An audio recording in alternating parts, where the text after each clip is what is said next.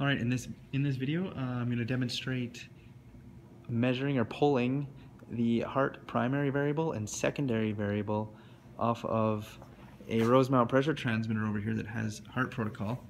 We're going to pull it off, or grab that information using a 1756 IF8H analog input module on a ControlLogix PLC. So the transmitter is currently wired. We've got our module broken out down here below.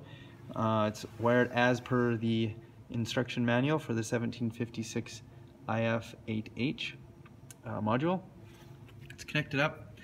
So there's just the two wires going over to our transmitter here, you can see. It's hooked in series with a 24-volt power supply. And we currently have the HART communicator connected to the transmitter. I'm pulling the primary and secondary variable. Primary variable is this pressure value at -0.11 psi, and the secondary variable is 22.9 degrees C. It's the temperature on the transmitter. So we got those two variables, and we're bringing them back to the PLC. Over here on our workstation, our computer workstation, I have Studio 5000 running, and if we look at channel 0, the one that we're connected to, channel 0, it's we're in slot 8, it's an input. Channel 0, if we look for the primary variable, which is right here, it's right now at -0.106 or -0.11, like it said on the HART communicator.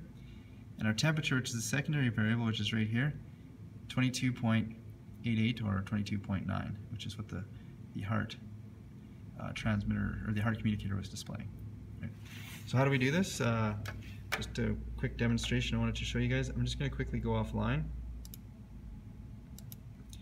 And right here's our module in the I/O configuration. I'm going to right click on that, go to properties, and if you look here, we needed to make sure that we had our input data set up as analog and HART by channel.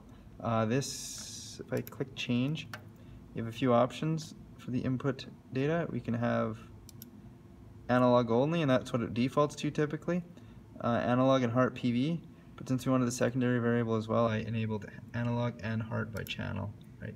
And so that was the only change I really had to make, and it changed in my controller tags.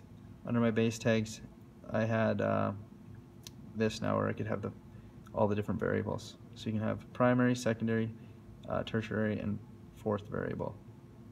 So up to 4 variables you could bring off that device if it was set up for 4. Our device only has the 2. A primary and a secondary, being the pressure and the temperature.